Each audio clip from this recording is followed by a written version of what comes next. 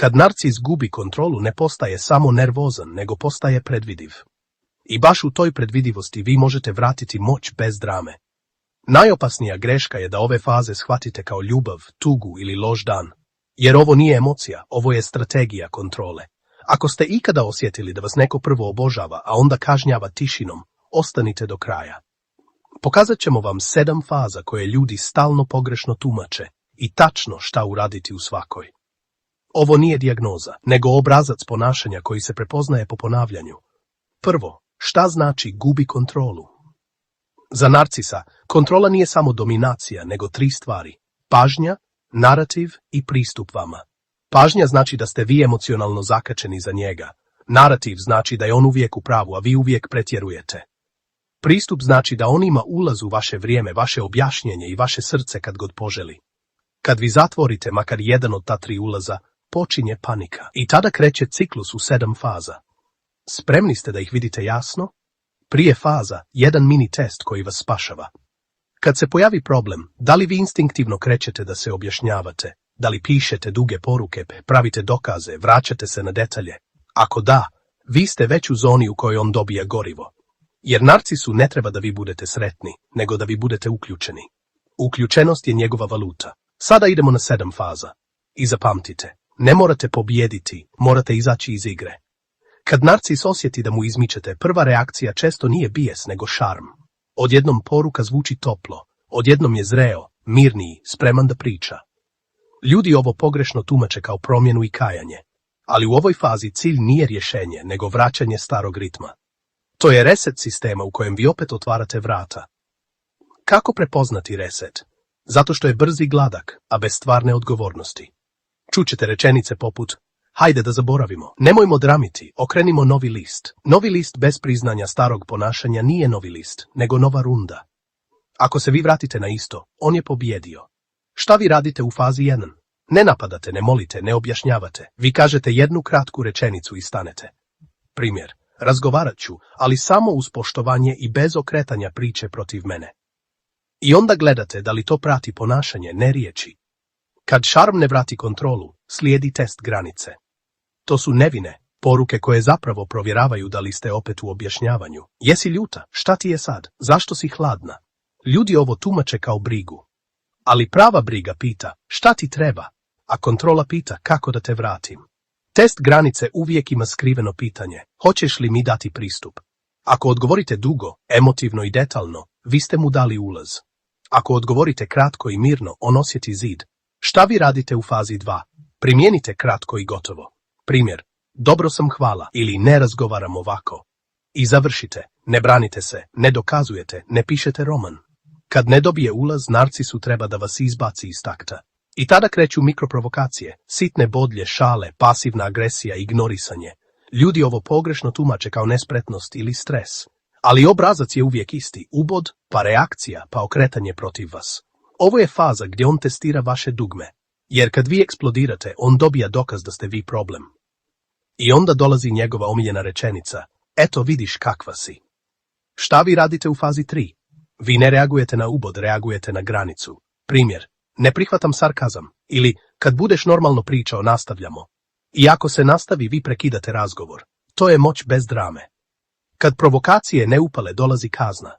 Najčešće kazna distancom, tišinom, hladnoćom i uskraćivanjem. Ljudi ovo pogrešno tumače kao povrijeđenost i treba mu vremena. Ali ovdje vrijeme nije za smirenje, nego za lomljenje vaše stabilnosti. Tišina narcisa nije mir, nego alat. Cilj je da vi poludite od neizvjesnosti i prvi dođete da se objašnjavate. I mnogi se vrate samo da bi prekinuli bol tišine. Tada narcisu više ne treba izvinjenje, jer je dokaz dobio, vi se vraćate. Šta vi radite u fazi 4? Prvo, ne jurite tišinu. Drugo, vratite se sebi, a ne njemu. Treće, uspostavite pravilo: ne trčim za kontaktom koji se koristi kao kazna. Ako morate poslati poruku, neka bude jedna rečenica. Primjer: kad budete spremni za normalan razgovor, javite se i kraj. Kad kazna ne vrati kontrolu, narcisu ostaje publika. Tada kreće faza napada na sliku, reputacijski udar i triangulacija. Odjednom drugi ulaze u priču. Bivši prijatelji, porodica, neko ko ga razumije. Ljudi ovo pogrešno tumače kao traženje podrške. Ali cilj je pritisak, sram i izolacija. Ako vas okruži pričom da ste vi teški, nestabilni ili nezahvalni, on sebi gradi alibi. I usput vas gura da se branite, a odbrana je opet objašnjavanje i dokazivanje. I to je kontrola. Šta vi radite u fazi 5? Ne branite se svima. Vi birate jednu ili dvije sigurne osobe i držite se činjenica. I čuvate energiju za izlaz, ne za dokazivanje. Ako neko dođe s tračem, vi kažete ne ulazim u tuđe priče, imam svoje granice. I gotovo. Kad vidi da ste i dalje stabilni, narcisu treba mamac. To je faza hooveringa, povlačenja nazad u krug. Poruke postanu emotivne, pojavi se poklon, pojavi se nedostaješ mi.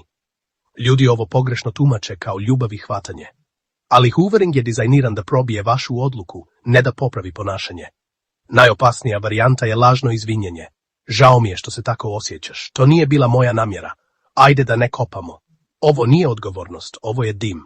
Odgovornost kaže, uradio sam to, pogriješio sam, evo šta mijenjam. I onda to pokaže kroz vrijeme. Šta vi radite u fazi 6? Vi ne jedete mamac, vi tražite standard, ne emociju. Ako odgovorite, odgovorite uslovom.